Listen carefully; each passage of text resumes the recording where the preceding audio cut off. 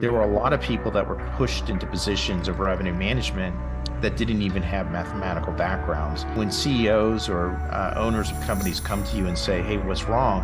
Are you able to give them straight answers that they may not have the right people working in the revenue management group? I don't think at the end of the day, revenue management is rocket science. I think it's really about blocking, tackling, and being ahead of the data and knowing your strategy and having good pieces in place and having systems built so you and your team can respond quickly. I think that can be taught. Our best revenue manager who coaches folks as they're onboarding to Wheelhouse is an artist. He has an art background. He has a fine art background. I am putting myself to the fullest possible use.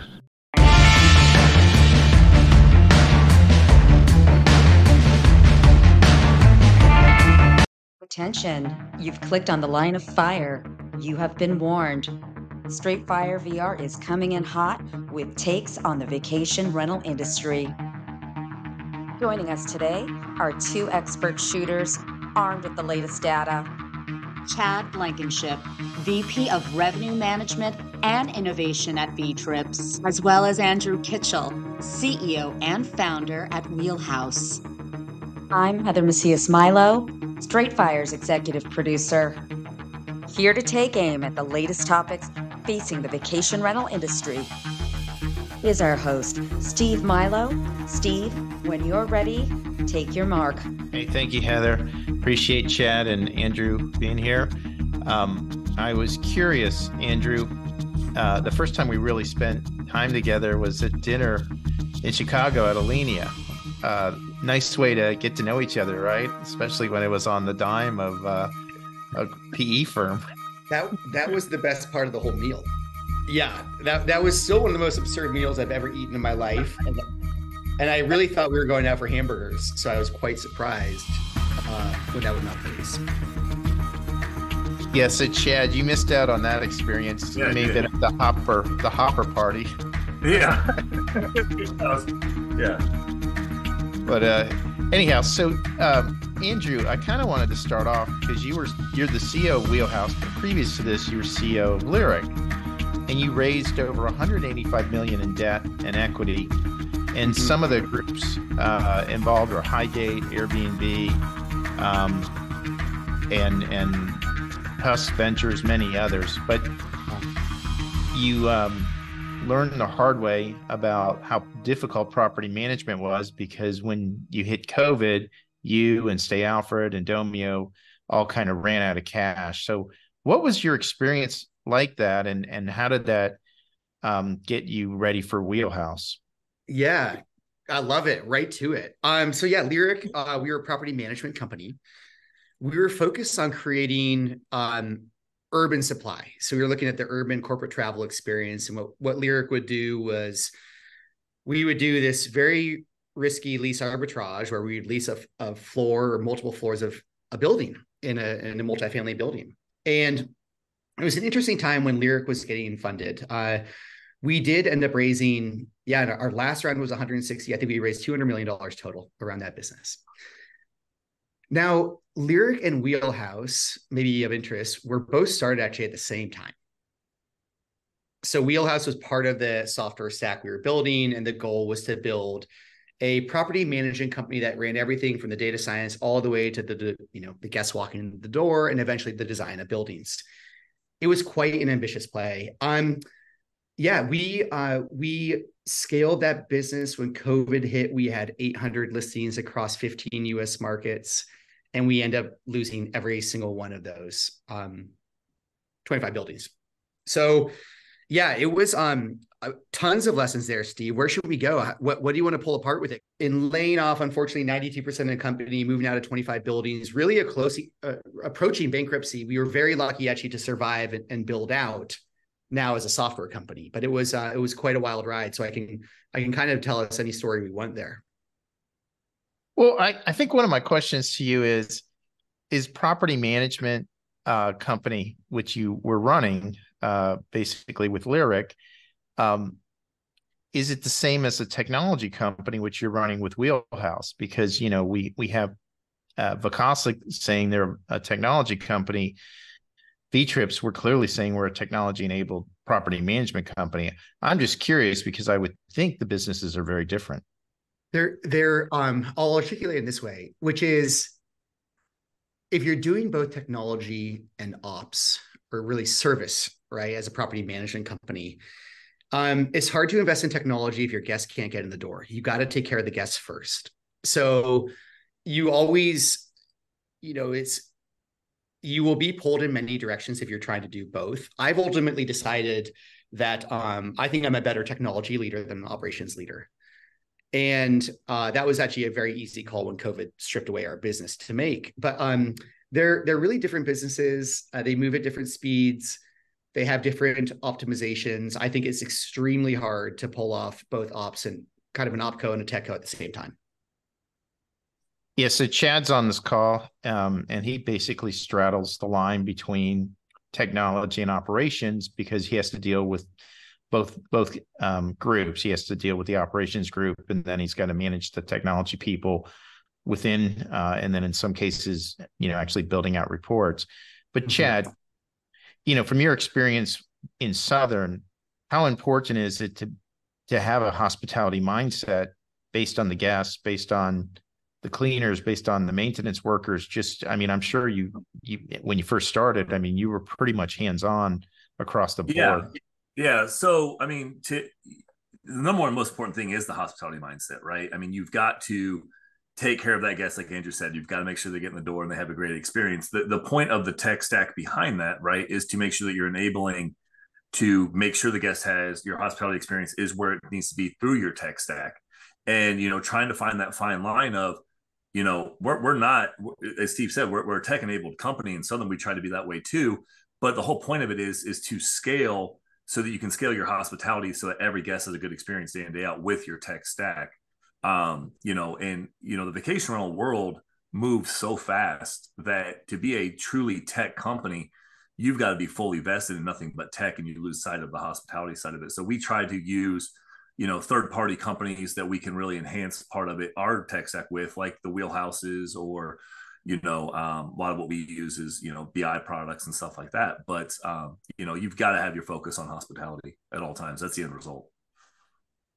So Andrew, I kind of want to go back in time to 2013. Yeah. Can I add a little more to that too? Because I got to add a little more color around Lyric. At Lyric, we were building Wheelhouse. We were building a property management software. We were building digital access. We were building cleaning software as well. So I, as an entrepreneur, have swung from okay, can we do it all and actually pull off this big, crazy thing? Or is extreme focus better? And now at Wheelhouse, we're hey, we are laser focused on revenue management for large operators. Such a different mandate than what we tried to build to before. So yes, I have swung a lot. Go ahead, Steve. Well, I think what you said is a critical point, because I've seen a lot of companies get into the sector, and in some cases, one of the reasons why they fail is they try to do too many things instead of staying focused on what they're excellent at.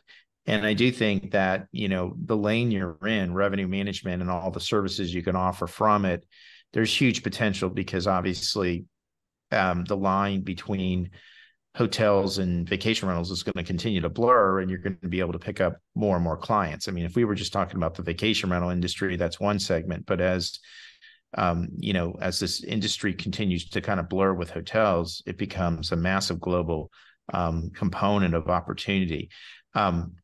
But I do want to talk about Beyond Pricing, because in 2013, you were involved in Beyond Pricing as a co-founder. And CEO.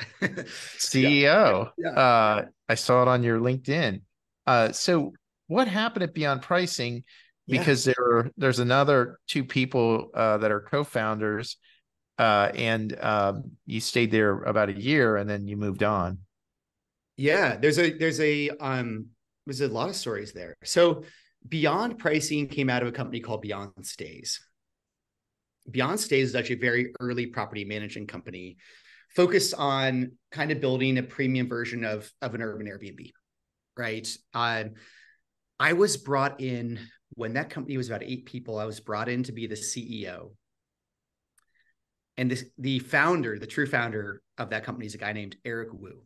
And Eric Wu was leaving because he said, Andrew, I want to bring you in to be the CEO. I'm going to go start a company called Open Door. Now, Open Door turned into a marketplace for buying and selling homes, or they IPO'd. And Eric is someone who has taught me a lot as an entrepreneur. I think he's one of the great young entrepreneurs that I've come across. So I was brought in. Beyond Stays was doing a lot by hand. I mean, running an opco is fun. I was learning everything from plunging toilets to cleaning, et cetera. But we were also doing our own revenue management by hand, which to me struck me as funny. I come from a little bit of a technology background. So as a weekend hack project, some friends and I built the first version, and I'm taking too much credit. My friend built the first version of a system that could go to Airbnb and basically via their mobile API, post prices to their API. So we could actually start to update our prices programmatically.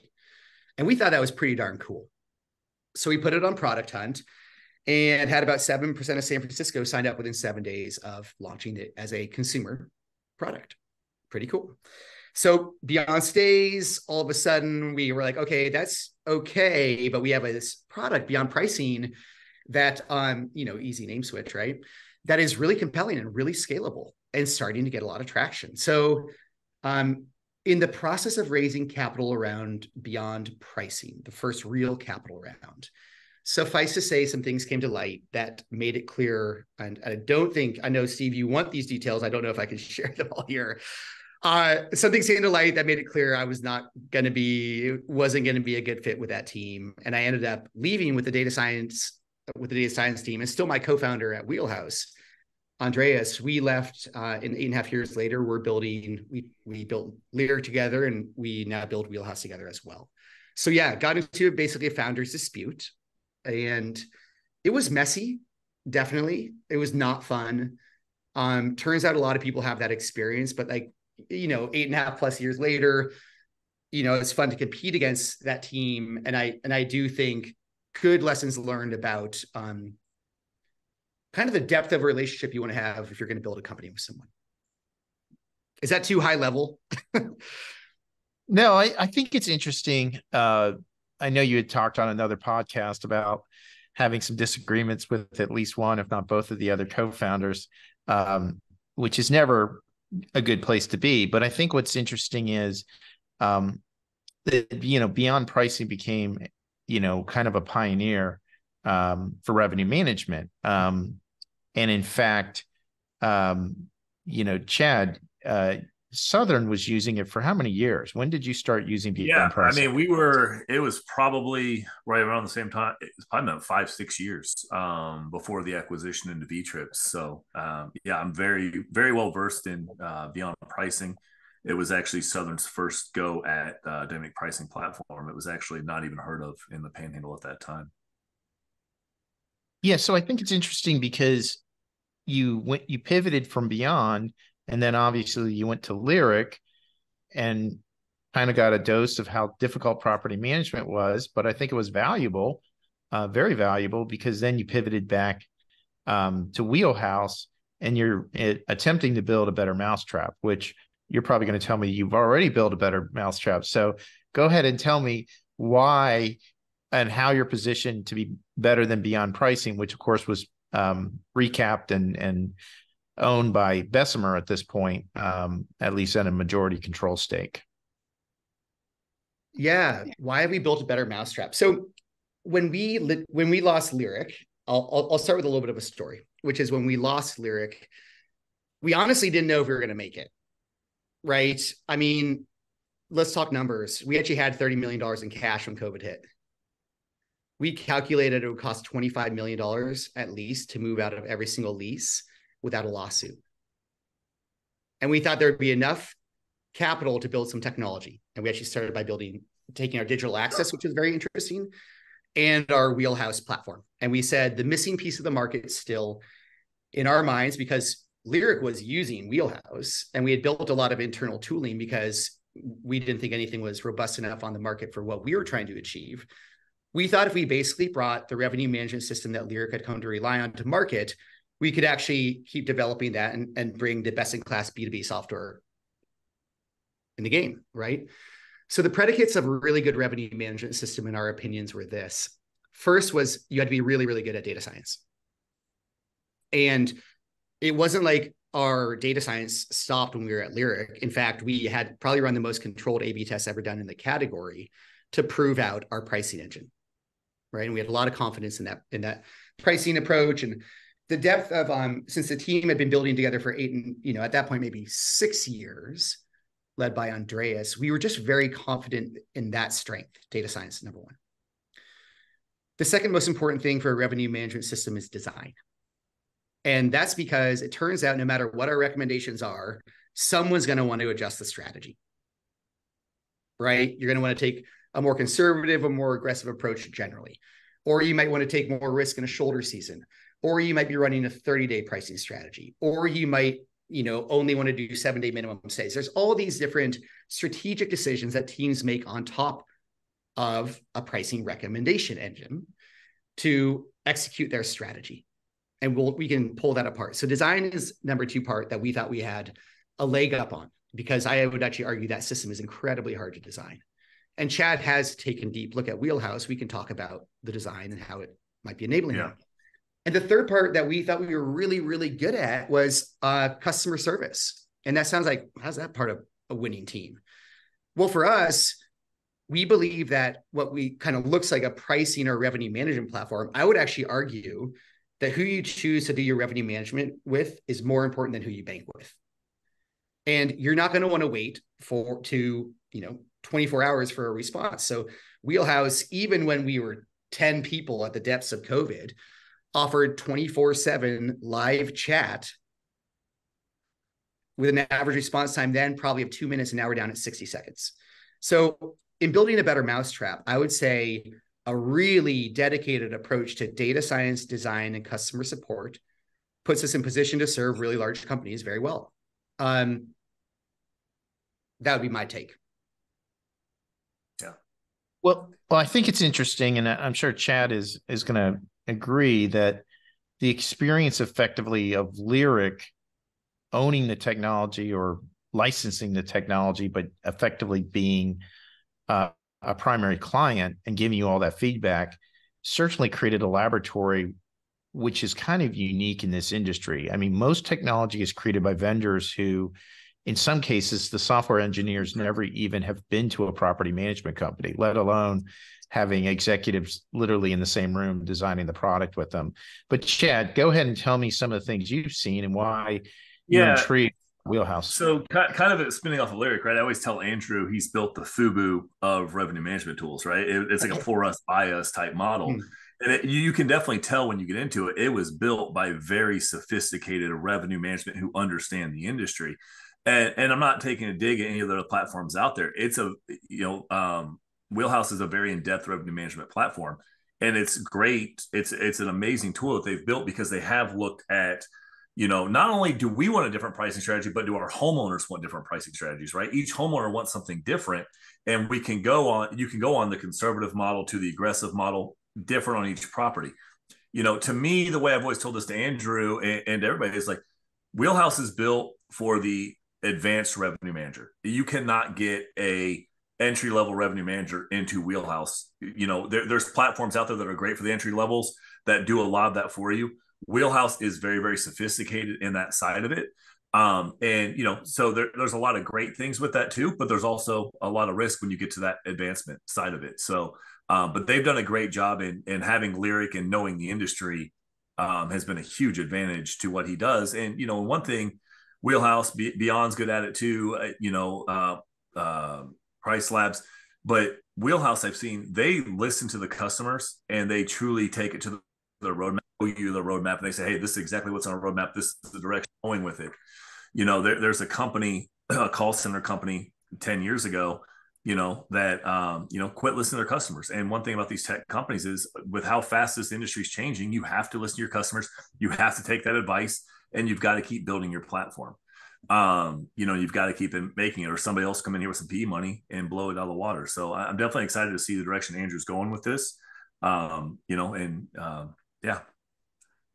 Yeah. So that company was Navis, just wondering which I know how and Chad feels about Navis. I always tell him, I was like, do not become the next Navis. Don't do it. Like you got to listen to your customers. Well, it's funny because there's so many fork in the road moments for this industry, and what if, and certainly that what if is about Navis. If they had executed, they were so far ahead of everybody. I mean, they were big when I first entered the industry in 2006, and they had probably the deepest bench of talent in the entire industry at one point. And then I guess at some point they just couldn't agree which direction they wanted to head. They started heading into hotels, and the product just got diluted, and ultimately sold. But enough about Navis. Let's talk about Wheelhouse. Let's talk about VRMA, where I saw both of you. So we both came back from the Vacation Rental Manager Association in Orlando. It had about 2,500 attendees, over 100 vendors, massive amount of people, a lot of good comments about the podcast. We had a lot of people come up and tell me they were listening.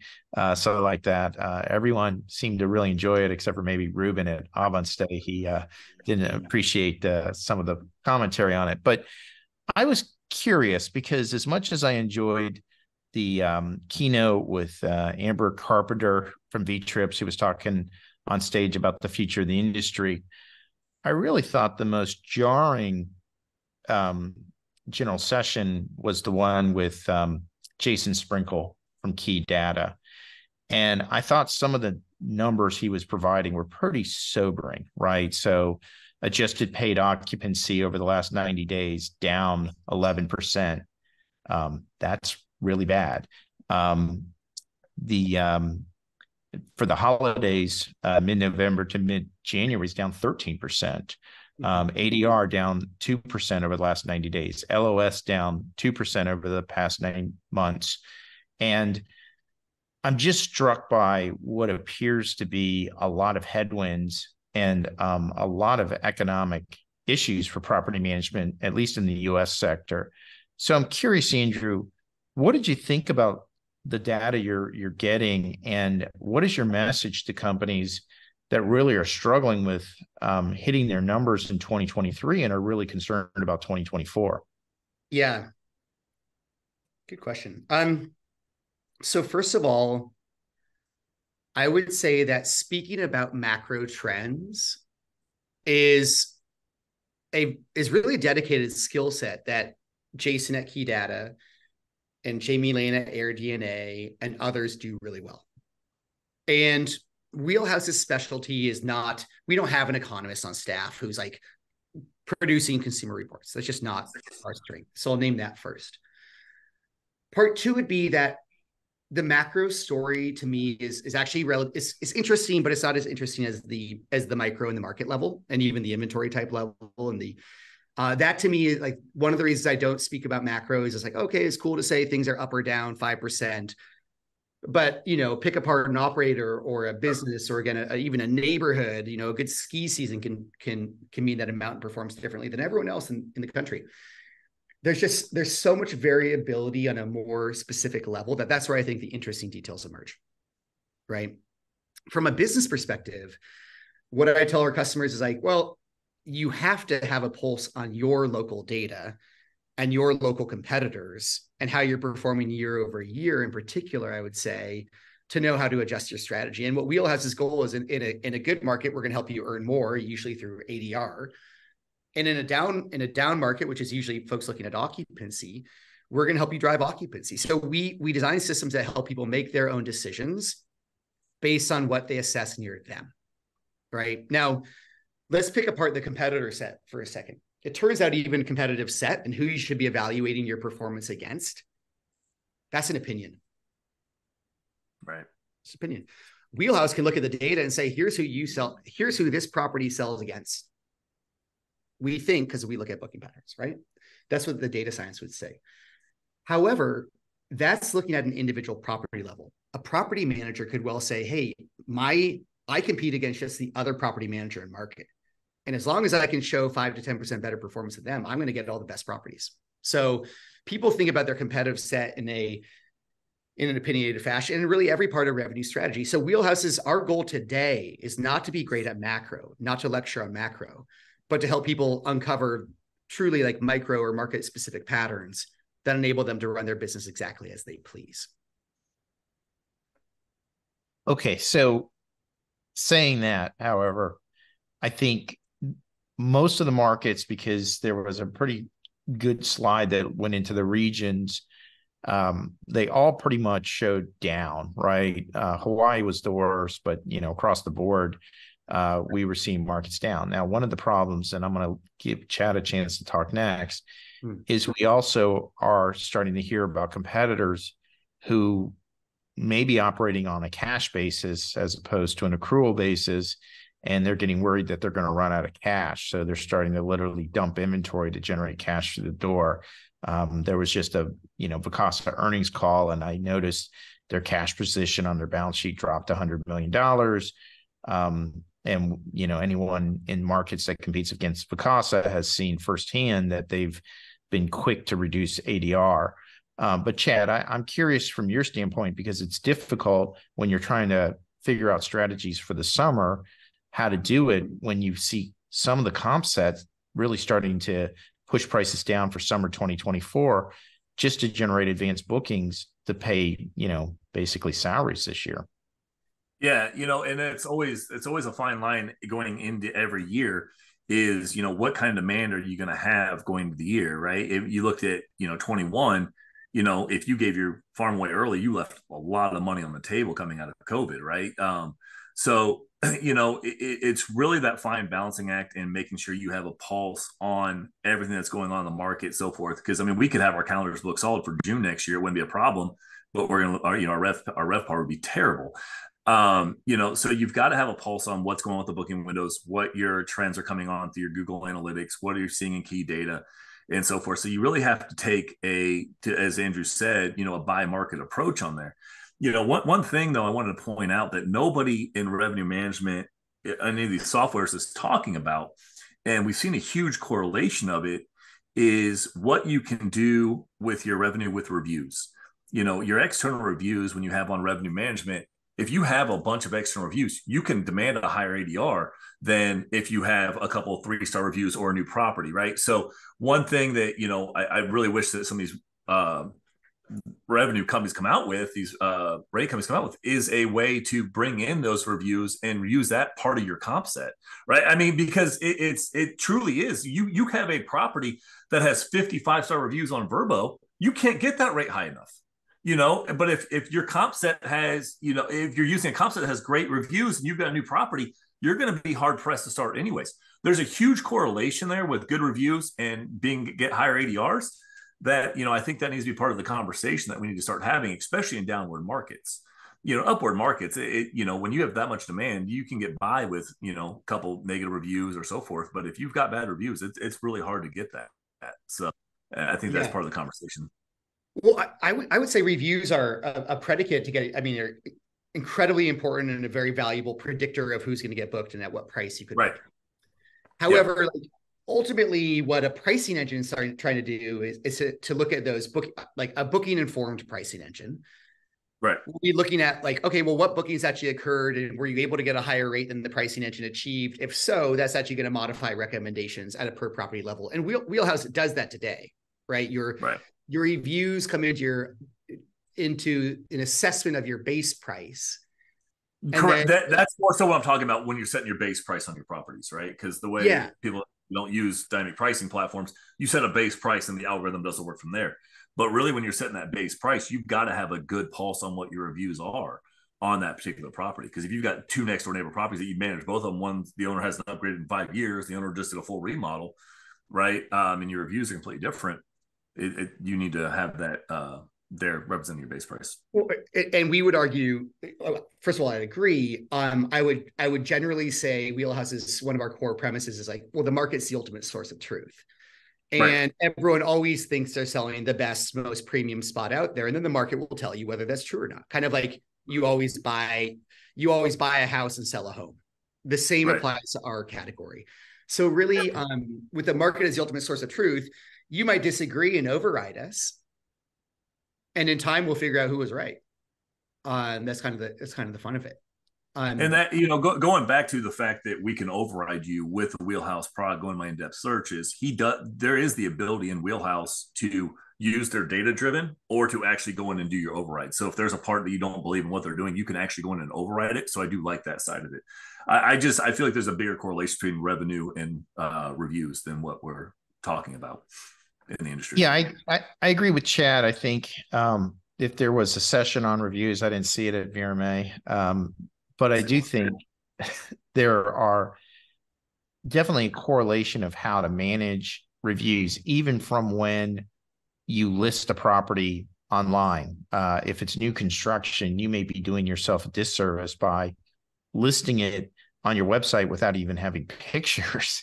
And that may, tank some of your scores down the road. You're better off waiting until you actually have pictures of the real house and it's accurate, et cetera, et cetera. I think there's been this during COVID, rush, get the property up to book it, as opposed to now getting back to the basics, which are, let's make sure that the property is accurate, the photos are accurate, the descriptions are accurate, even slow down so people can see the bedding, everything else, so that we maximize the reviews. That's one of them. And then the other thing, Andrew, is just some of these OTAs. There's the ability to, fight reviews on a property basis if the reviews are either inaccurate or if they're not about the property, if they're complaining about the neighborhood or they're complaining about something that was outside of your control, you can get them stricken. But I mean, I think one of the problems that happened during COVID and post-COVID and all that other stuff was revenue was flowing in so fast, people got away from kind of what I would call the blocking and tackling, the basics that you need in terms of data management skills. And speaking of data management skills, Andrew, I'm going to ask you this question. Mm-hmm. There were a lot of people that were pushed into positions of revenue management that didn't even have mathematical backgrounds. And I'm curious from your standpoint, when CEOs or owners of companies come to you and say, hey, what's wrong? Are you able to give them straight answers that they may not have the right people working in the revenue management group?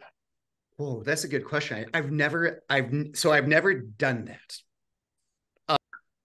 However, there's a chance my teammates have, right? I would say Wheelhouse generally takes a coach and education philosophy into it. And I don't think at the end of the day, revenue management is rocket science. I don't. I think it's actually really about blocking, tackling, and being ahead of the data and knowing your strategy and having good pieces in place and having systems built so you and your team can respond quickly.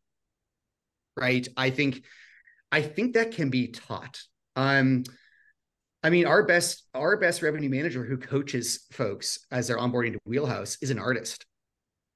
He has an art background. He has a fine art background. And Chad, John DeRelay. I mean, John DeRelay leads now revenue professionals and leads the revenue management podcast. And probably, I think he's one of the best revenue managers I've ever met, but he has an art background. Now he's a smart, philosophical individual. He is good at math. But I would say the number one thing I would look for and what I would fire upon is being scared to get in and actually use the tool and learn the platform. Because these tools are as good as your fluency with them will determine your success with them. Maybe Wheelhouse in the extreme because we do have a pretty damn robust platform when you get in there. But I've never made a firing recommendation. I've made hiring recommendations. Now, Steve, what I was interested to pull apart with you a little bit was, I know you've kind of sometimes distrusted pricing engines. Is that fair? Is that fair to say at some point, they're kind of in black boxes and stuff like that. How are you currently thinking about them? Let's get your real take on where the science is and where they're still not delivering. Yeah, absolutely. I mean, I was on record just a couple of years ago of saying I didn't trust revenue management. But I think as VTrips has scaled and grown, because at one point I ran all of revenue management for VTrips and did a pretty good job. But I guess I have pretty good technical and mathematical proficiency. I think the challenge is when you make a decision to grow, which you know well, you have to start to be able to delegate, and you have to be able to delegate to people to be able to grow the company. So, my focus now is on the growth side, on working with the minority partner and the board of directors and all the things that the fun things that you get to do, Andrew. I'm sure you love those board meetings and advisory calls. I do. So, sometimes. So look at them. So anyhow, I get to do that. I think it's been up to Chad and the team under Scott C to be able to create a revenue management team that is effective and efficient with the tools, but also with taking a look at common sense data from the market, and also taking a look at things like booking rolls as well, to make sure that we are not just solely relying on a tool, but we're also using common sense to build out 2024. But Chad, talk more to this, because you've kind of somewhat been in the middle here. On the pricing tool side of things, right? The way Steve was doing it before, obviously I came in when Steve was really doing revenue management, it was a very methodical process. The problem was, can you scale that out? Right. And it was, to me, it was very methodical. It was done extremely well.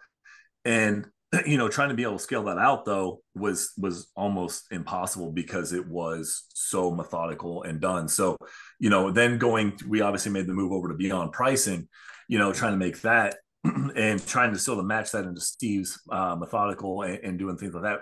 There was still a gap there, right? We had to figure out how to scale it out, but we still had the gap the way Steve was doing things.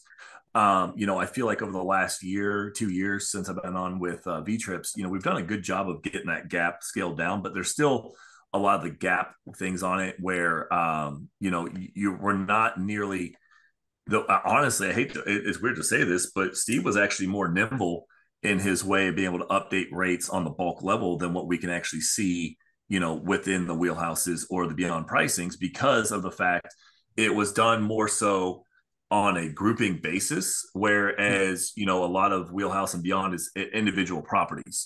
So now we dive in the wheelhouse platform. There are ways to group things and to make those adjustments quicker, but it's still we're still kind of having that lag where we can't when we can't move as quick as we want to be, being at 5,000 plus properties. It does become a challenge where so it was the can you scale this, or do you have to go another way with it? And I do believe that there's other positives on things where you can kind of get down more to the nitty-gritty on the individual unit basis that Wheelhouse Beyond Price Hubs they have on that side of it. You can really create that relationship with that owner more, and especially with what Wheelhouse has with the aggressive or more conservative side of things, you can make different approaches on per user level. So if that kind of answers the question, I believe that we're still trying to close that gap between the way Steve did it and the way these pricing tools work.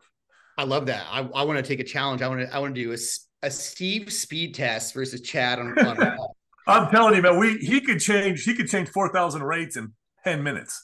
Okay, it's on. So Steve, I want to share something, because I actually thought you were right. I thought you were right then.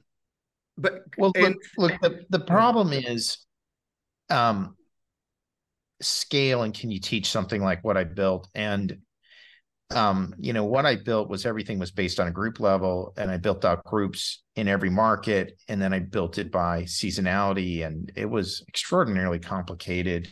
It was all based in mathematics, and there was a lot of I thought good nuance to it, but I mean, you would have to then assign the property into the group. You didn't have individual pricing. You had it by the group, and then you could override the group. And I was using a Google rate importer. It was a lot of spreadsheets. That's cool. Yeah. Yeah. And key data to a certain extent. I think, at the point where I kind of couldn't keep up with it was when we were growing, raising money, the whole bit. And then, COVID created kind of a lot of dynamics, and we were getting thousands of more properties under management. So at the end of the day, the board of directors said, look, what you built is not scalable. We've got to have something that's scalable, which is probably what they tell you, Andrew, as well, right? So, with Wheelhouse, with you, they don't want anything to be in a situation where if you were to leave the company, the company would collapse. So, that's basically what happens when you get minority investors. They want to make sure that, the company can continue to thrive. But I do see at this point that there is a balance on revenue management, on business intelligence, and then the human element. And, that's where VTrips is right now, trying to weigh all of that to make sure the comp set that we use, we exclude some of the rent by owners, some of the companies that are just dumping properties and ADRs to get the optimal amount. I do think in some ways rates have stabilized, although they're going down a little. At least it's not the volatility that we saw. But I'll ask you, Andrew, where do you think we are in the cycle right now? The cycle being, where are we in our short-term rentals, investment landscape, et cetera? Yeah, in the U.S. market, for trying to put up rates for 2024, because clearly people blew it in 2023. I mean, you don't have occupied nights dropping as much as they did if the ADR was set right. I would assume you would agree that the bigger miss was not on the ADR, it was on the occupied nights. So where are we with 2024? Yeah, again, I wouldn't call myself the best macro expert out there. Here are the interesting things that I'm looking at. It's kind of like a tale of two worlds right now in my eyes. So you have, there was kind of a property management company that went bankrupt last week in the kind of more urban short-term rental space, right? And on the other hand, last week, fundraisers were announced in the category. So I'm going to talk about the investment landscape first, and then we'll bring it through to performance. On the other side, there are multiple teams that have raised tens of millions of dollars in the last couple of weeks. Go Summer, as an example, just raised, I believe, $68 million. And Casa announced the fundraise of $80 million. And you have large private equity companies walking around VRMA talking to software vendors and all the property management companies out there. So there's interest in the category. And I think that the reason there is interest in the category is, sure, in US, North America, we've seen a softening of rates from the highs, right? Europe's still seeing a lot of strong demand. But I think what happened during COVID was a fundamental shift in how people saw our asset class and how they saw it as a consumer wanting to travel to it. So I think many, many more people were exposed to high quality inventory during COVID. And I do expect strength in our industry to continue moving forward. I also think you're going to see a kind of a sloughing of supply in a lot of markets. So for example, if you were to go look at Joshua Tree, you're starting to see inventory that was purchased by individuals to move it on the short-term rental space, starting to go back on the market and sell. So I think the high quality operators are going to have a little bit of they're going to see a little bit of a softening for the next 12 months-ish. I will talk macro here, but the really good operators will come through with very strong demand, lessen supply, so a little bit less supply pressure, and position to grow again. That is my take on where we are in the cycle. But Steve, I'm very bullish on the category just from even a consumer demand perspective. So. All right. Well, we're going to get into the lightning round. Ask a couple. You got to keep me on lightning if you want a short answer. I'm going to put everyone to sleep. I've been listening to a couple analyst calls, looking at some financials coming out. And you're right. There still is money on the sideline, and in some cases, there's money even looking to get into the industry. So, Andrew, I'm going to put you on spot. A year from now, is Vacasa public, or have they sold to a private company that's taken them private or done something else with them? You're much better positioned to answer that than me. I don't know. I haven't looked at Q3 yet. I saw a little tweet about it last night, so I got to go read Rob's description of the business. You're closer. What's your take, Steve? Well, their cash dropped by 100 million from third quarter 2023 to 2022. Their adjusted EBITDA in 2022 third quarter was, I think, 43 million. I think it was down to 26 million in 2023, and that's with 7% less revenue. So they had 7% less revenue, or maybe it was 9%, and 71% less EBITDA. And their cash, their long-term liabilities versus their, or not long-term, short-term liabilities versus short-term assets, they're $100 million underwater. And they're running into the fourth quarter and the first quarter, where in fourth quarter 2022, they lost an adjusted EBITDA about $50 million. And in first quarter 2023, they lost, I think it was 12 million. So they've got some pretty significant quarters coming up where they lost real money. I put it out in a LinkedIn thread that I think they're a buy, right? I think somebody comes in and says, hey, let's just assume they have 35,000 good units. Forget about their unit count that they put out there, but let's just assume there's 35,000 they're valid and revenue producing. And they're somewhere in $900 million of revenue. A competent hospitality operator should be able to make a 20% margin, and that's $180 million. So I think someone's going to take a look at that and say, look, there's the opportunity to turn this thing around, just like, Wyndham effectively turned around Resort Quest. So I just think they're not a good public company. And I don't think Inspirato should have gone public. I certainly don't think Sonder should have gone public. I mean, there's so many companies that should not have gone public, particularly in the SPAC. And, but Vacasa might be one of the few survivors where they're better off as a private company. And I do think they have assets, which are the contracts, even with the elevated churn that they keep talking about. I think the elevated churn is symptomatic of just, they're firefighting. They're trying to do things that a public company has difficulty doing, which is, they're going to have to go in and do some pretty massive cost cuts. They're going to have to close markets. They're going to have to forget about unit count. I think it's irrelevant.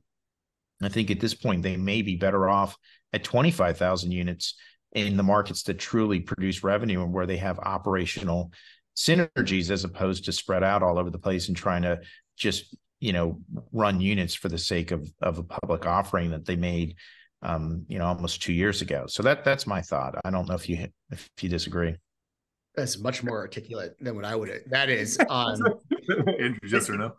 That was like very on point. Yeah, I mean, that's very interesting. Steve, I think that was a really articulate way to think about their business. They have created something valuable.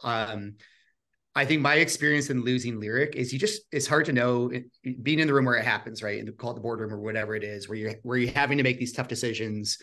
My general philosophy on business is, where there's a will, there's a way. And if you have the right general team around the table, no matter how difficult your situation may be, at some point you just need to look at, where's the value, and do we agree that the best move is to go capture that value? For our team, it was to cut everything to Wheelhouse and try to build out. That was where that actually. Do either one of you guys ever see a situation where Vacasa spins off their tech stack and tries to take almost like not saying get rid of the property management side of it, but actually spin their tech stack off, especially with the investment that TNS has had and stuff like that? Do either of you guys ever see that happening? Yeah, that's my dinner bet with Alex Nigg. Sorry to out Alex. He's going to win the bet. I thought, I assign a value to the contracts of Vacasa, and I think the value is somewhere in the 20,000 per contract basis, right? So we know they have a market cap because it's a publicly traded stock, but clearly I think they have more. The contracts are worth more than what they're publicly traded. And then what I suggested to Alex was, they will just sell the contracts and they'll keep that tech stack. and they'll try to create a PMS similar to like a Guesty. And by the way, there is an opportunity in the US market for another enterprise system. It's not like after V12 sunsetted that there's too many. I mean, some would say, there's not enough true enterprise systems. I mean, I think I'm sure Streamline would disagree, but I think they've taken some steps back from where they were at one point in the market, catering to enterprise. Escapia is, there's less resources every year going into Escapia. And I think there would be an opportunity. So I think there is I could see a scenario where that tech stack is worth something. I just don't know what it's worth. And I'm sure, they'll attempt to convince the shareholders of Vacasa that tech stack is worth something, and they'll try to spin it off or create its own entity. Yeah. But let me ask you, because this is the lightning round. I had one. Oh, yeah. Sorry. But I had one thing there, because I do think, I have obviously direct experience with that in terms of running Lyric and Wheelhouse. And when we cut to Wheelhouse, it wasn't like on day one we were ready to sell, like truly sell. Like the go-to-market motions around going out and building trust and getting people to trust you enough to truly move over to your system, and the sales teams that communicate your value proposition versus others. It's kind of took us 2 years to get rolling at Wheelhouse, right? So it's non-trivial just to spin out technology and build the go-to-market motions around it and trust that you're going to have a team with aligned incentives. Like Wheelhouse is ultimately very lucky because we had those, but it's hard. I would just say it's hard. All right, lightning round, Chad. So I was on a call with a group from the UK and Europe, and in Europe, Booking.com went from 30% revenue in 2021 to 40% of OTA revenue in 2023. So pretty significant increase for Booking.com in Europe. And meanwhile, Airbnb went from 48% of property management OTA revenue in 2021 to 41% of revenue in 2023. So we see the reverse. We see Booking.com increasing and Airbnb decreasing. What's your impression of dealing with the executive teams or your contacts at Booking.com and Airbnb, and what do you think is going to happen in the U.S. market?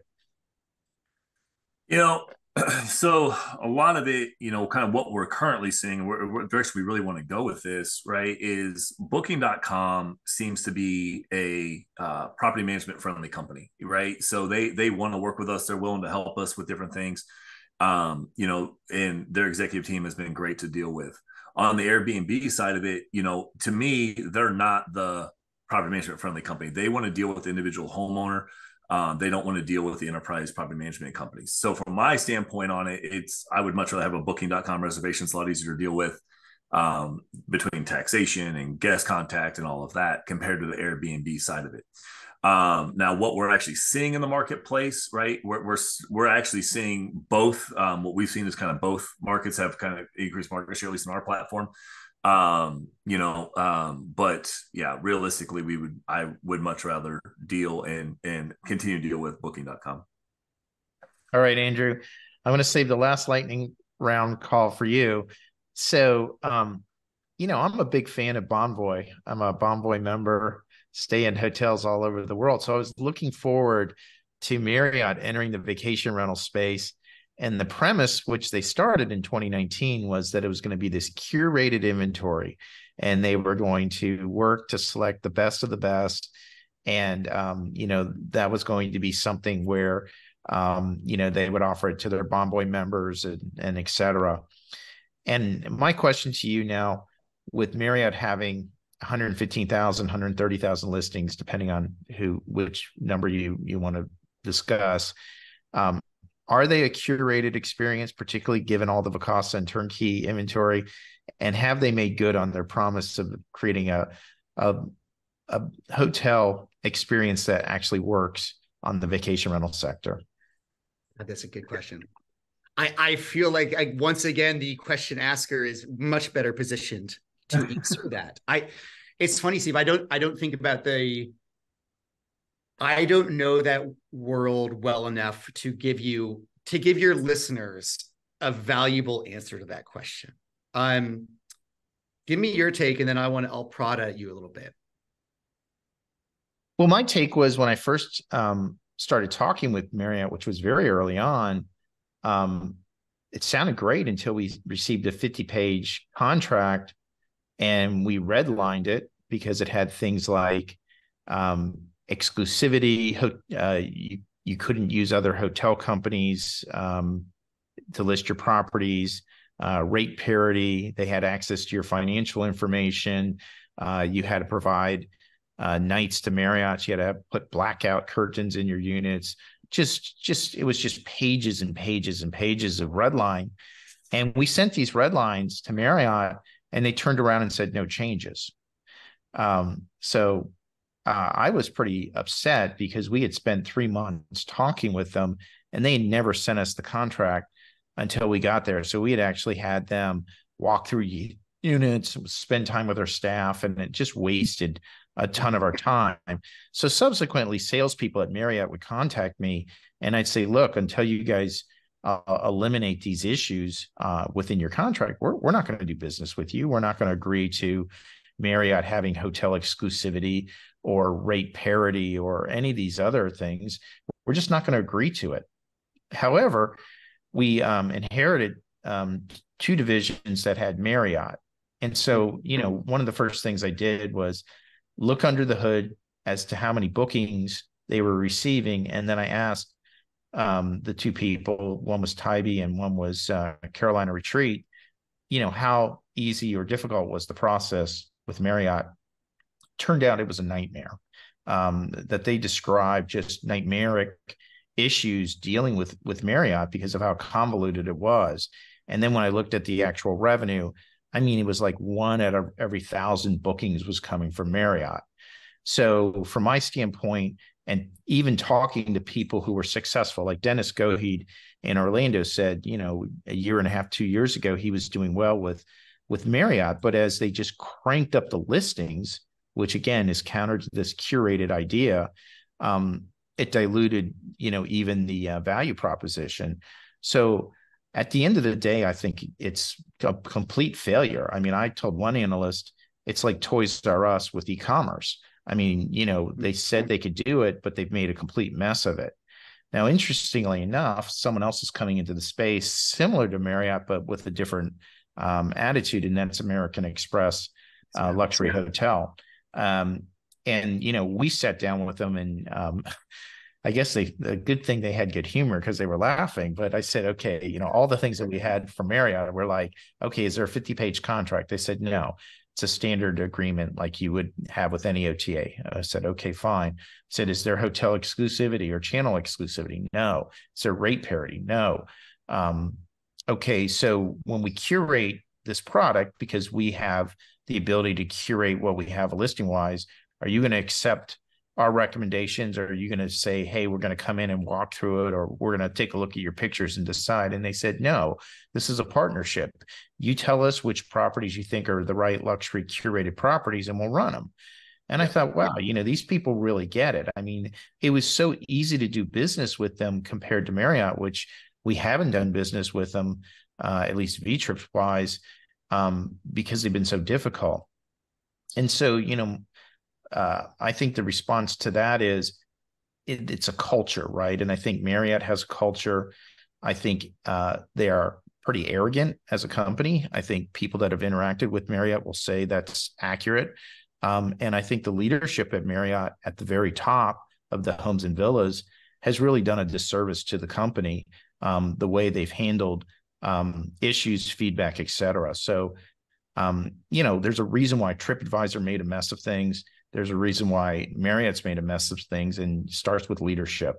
And when you have poor leadership, and in some cases, leadership that people think is just antagonistic, a lot of turnover among staff, et cetera, you're never going to have a viable strategy in this industry. And I think that's where Marriott is. Hopefully American Express Hotel Collection learns from Marriott. I think they're very well aware of some of the mistakes and mishaps that Marriott's had. And, I think the word is getting out that you can't do what Marriott's done and be successful long term. Great details. Holy smokes. That's valuable for folks to hear. I will say, with that lens for the lightning round, I don't know that I've seen much from the hotel stack come over and actually inform how the short-term rental / vacation rental space should be run in any capacity. I don't think it impacts revenue management, property management, brand distribution, et cetera. And at Lyric, I will say we had a similar experience. When we did partner with Airbnb, we looked at how kind of our operational layer can maybe be leveraged by them. And there was, we had very, very different understandings of how do you scale businesses to provide professionally managed inventory. Like how do you scale professionally managed inventory? That was something our team was obviously laser focused on, down to knowing the fire code on the drapes you had to have in a place, right? And there was just so much that we thought of differently from the way Airbnb did at the time. So I would say there's generally, it's wise that outsiders spend time learning from our industry, because I think there's a lot of very entrepreneurial, smart people who have run really good businesses, and coming in with a mindset to kind of bring the old hotel approach to our space is really rarely going to work. That'd be my general take. Well, that's why we call this Straight Fire VR, Andrew. So I appreciate Chad and Andrew spending time with us today. As always, people want to look at our different podcasts. It's straightfirevr.com, or you can email us at straightfirevr@gmail.com. Thank you, Chad. Thank you, Andrew, for a great talk. Thank you, Steve.